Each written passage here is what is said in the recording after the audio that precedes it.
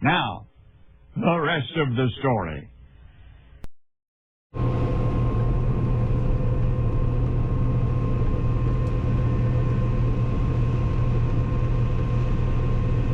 Well, you guys are riding along the last 20 acres of soybeans. I don't know what they're going to run until we're done, but the goal is to be done pretty well by noon. It's 20 to 10 right now, and I've pretty much just been focusing on doing the long passes, or trying to take the longest passes as I can. It's about the only way I can really think to get this place done in any decent amount of time, because it's, you know, a lot of point rows and everything, but I'm happier than what I was than what I was 2 days ago when I came up to see what these beans look like, if we could run them out. And the rule of thumb is, if you can grab the pod off the plant, and when you go to pop the pod open, if it's crunchy, like it cracks open, it's not like mushy, it tells you it'll thresh good. And then when you go and take the beans, you put the bean in your mouth, and when you bite down on it, does it snap or pop when it breaks open?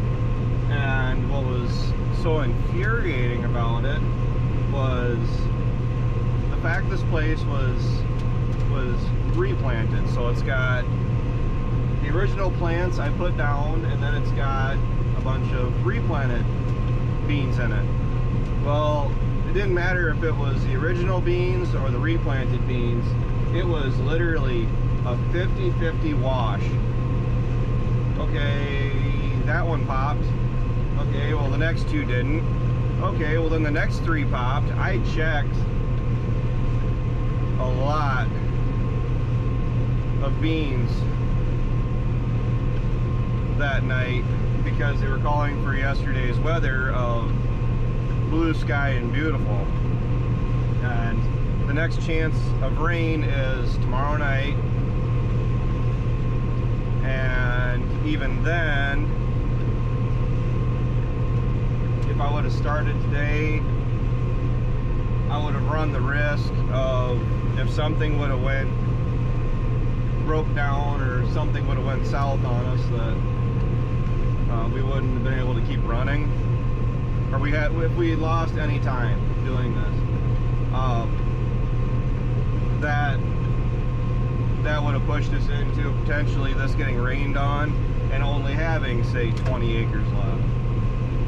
So the original thought or consideration was waiting until today and then coming up and trying them, just to make sure that they're good and dry. Well, we started at 8 o'clock this morning. There's no dew, no frost on the ground, nothing, and they are currently 13.1%. They're perfect for me. That's exactly what I'd like to harvest them at. We started yesterday. It was 8:30. No, it was 9 o'clock yesterday, I guess.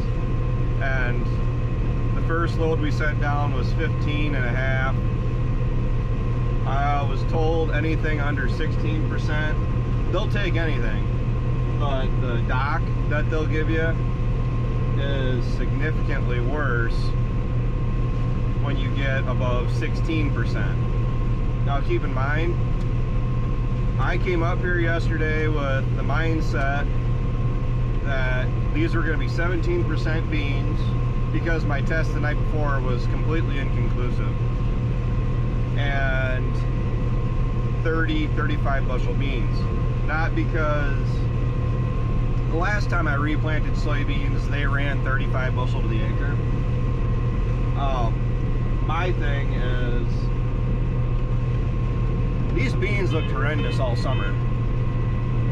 They just did. I was pretty grumpy just being up here having to replant them. I mean, yes, I'm one of those people that my emotions does get the better of me, and I was not happy that I was even up here. But as of right now, 20 bushels better than what I was hoping they were going to be. I mean, because they could have done a lot worse than 30. And we've only had one load that was over 15%, but it was under 16, so it was well within that threshold of, it's November 2nd, today is the November 3rd. It's November. Cut them, get them off the field. And I'm feeling all right now. So, I mean, there's a pretty good swing in dollars going into the bank account. I think I figured about a $30,000 dollar swing, depending on what the yield and moisture would have done.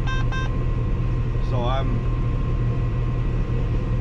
doing better than what I thought I was going to be doing. So it doesn't look like it's going to be an insurance payout, so I'm grateful for that. I mean, maybe I shouldn't be, but I'm definitely not somebody that likes getting an insurance check. I haven't gotten many. I've only actually gotten one for corn a couple of years back.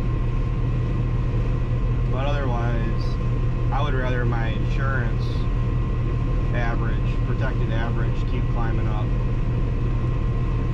Because when you do get a 2012 or a severe drought year, like I thought this year was going to be, don't get me wrong, but I would rather have a farm average of like 240, 230, 250, and getting an insurance check on that versus constantly collecting. But the problem is then that bad year goes against your 5-year average, and it doesn't take anybody that harvests crops, it doesn't take a very low average or a low number to bring down a high average. You can take 250 bushel corn and you get a couple acres, doesn't take a lot, of 150, 125, 170, and it takes a lot of 250 bushel corn to make up for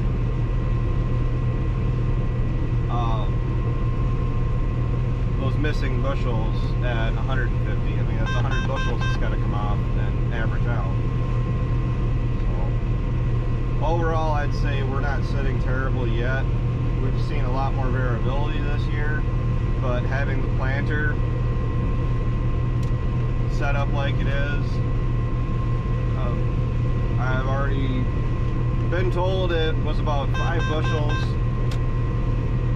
I don't know, that's my header sensor. It's acting up, and I just don't care at this point to even begin to adjust the sensor. Combine works just fine. I was told, against everything else that we've harvested so far, and just seeing what crops are doing, that the planter upgrade was 5 bushel to the acre on our soybeans and 30 to 40 bushel to the acre on our corn. Weather was part of that also, but if we didn't have our plants planted at the appropriate consistent depth, spaced properly, and proper hybrids and everything else, it would have been a 50 bushel to the acre hit. That 2 weeks of rain that we got, that, you know, ruined my hay crop, my last hay crop off the valley for the year. Can't say ruined, because I did get feed off of it. My cows are just spoiled from eating alfalfa all summer. That 2 weeks of rain added 50 to 60 bushel itself, because any plants in the area that were still green, corn and soybeans both, they got that 2 weeks of rain and commenced to march right towards producing a respectable ear. You can't really change your kernel depth or your kernel size or your ear length or anything, but you can put a lot more weight onto those ears, and that's what happened. Because I wasn't expecting either. I was expecting 170, 150 bushel corn. Maybe I shouldn't be. I mean, we've adjusted a lot. We've changed a lot over these most recent years to produce better crops, more consistent crops.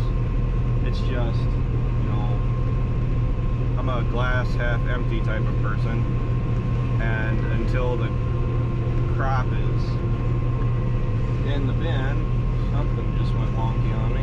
Until the crop is scaled or across the scale of the elevator, I mean, whatever the monitor tells you really doesn't matter. And that's just how it is. But seeing the yields we've seen so far, I haven't hardly harvested any of my corn. I mean, 18 acres isn't much to give you a good average, but that's where we're heading after this. I'm glad we'll be done with beans today, and then the plan is to drop into corn and hit it with some force.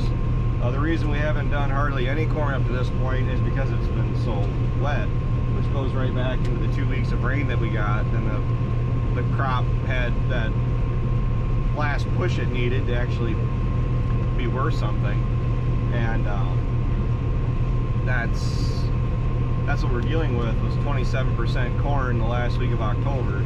Well, this last week of nasty, cold, terrible, miserable weather and snow and everything else, well, everything we've been checking here lately has been down in that 21 to 23% range. And that's a lot easier, better, more fun to harvest. Everything just works better. It's not sticking up everywhere. And when you ship 27% corn to the elevator, you're basically lucky that they don't send you a drying bill on top of taking your whole load of corn. So that's why I only did the headlands, and that was it. So I don't know. There's got a little bit of ways to go, but if we can actually run and actually harvest a week of actual straight running of corn, we'll take out quite a bit of the acres we have in the field yet. I mean, where the bins are almost full at the home farm, and the rest of that corn can get shipped out. And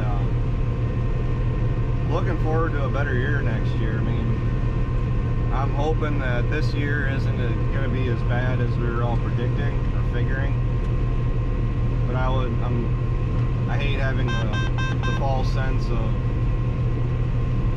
security, thinking that everything's going to go good and then everything just falls apart in the final leg of the race, you know.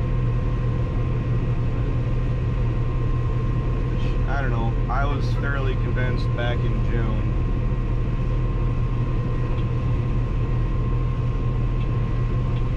that we weren't going to have much of a crop this year, and that affected some of the decisions I made this summer negatively. But at the same time, when you're only going off of the information that's readily available to you at that point in time, I made the right decision at that point in time. As is life, just seeing that this is doing what it's doing is great. The beans are actually like picture perfect. I mean, they look beautiful. There's a lot of bean pods, but also digging into them, and the beans are inconsistent. You'll find some that are practically the size of marbles, and you'll find some that are half that, all on the same plant, by all means. So we were making fun of me replanting this because I did try to plant it with my original passes, my guidance passes, and I just offset them 15 inches. But we're making fun of myself, between my agronomist and my friend, that almost looks like a drunken pirate was up here planting, because the rows are just crisscrossing, and you got the diamond patterns. I got some passes where it was just straight back and forth, where it's 15-inch rows, and that's actually yielded pretty nice. I mean, that was like, when you get in the part of the field where I was planting in between the previous passes, like the original stuff, versus planting right on top of the stuff that I planted the first time, it was probably a 5 to 7 bushel swing. So it's, I love the technology and the guidance and everything on the planter. It's just, I never look forward to replanting anything. The first time I replanted soybeans, those ran 35 bushel to the acre. So the fact that these are running 20 bushels better, and I was figuring for that all summer, I mean, it's a little bit of weight off my shoulders, not gonna lie. We've also been rocking and rolling with the combine, 3.5 miles an hour, and the combine hardly feels it, other than the grain loss monitor starts to talk a little bit when I get going too much faster. But I got everything opened up where everything should be able to fall down through the upper end of the separator on the chaffer, and then I'm making the sieve do a lot more of all of the separating, and I'm a lot more willing to send more around on the tailings and recirculate it, just trying to get it as clean as I can. And the sample, really, despite what that looks like in the monitor here, it actually is pretty clean. It's really clean when it's in the wagons too. So it's, yeah, I don't know. I'm to the point where I feel like I'm just rambling, so this is it for soybean harvesting videos, guys. And I just missed a row. See, I'm distracted. This is it for harvesting videos from me. I'm glad that for the most part it's ending on a positive note. I mean, we very well could have harvested this at end of November, December, but when we had snow 2 days before we harvested, or 2 days before yesterday, we had snow. That's really gut-wrenching when you're seeing soybeans in the field that are getting snowed on. They don't harvest as easy as corn does after it's had snow on it. At least, that's assuming the snow melts off. So, I don't know. Thanks for watching, guys. Thanks for tuning in. I'm doing an atrocious job doing this, so I'll talk to you guys later.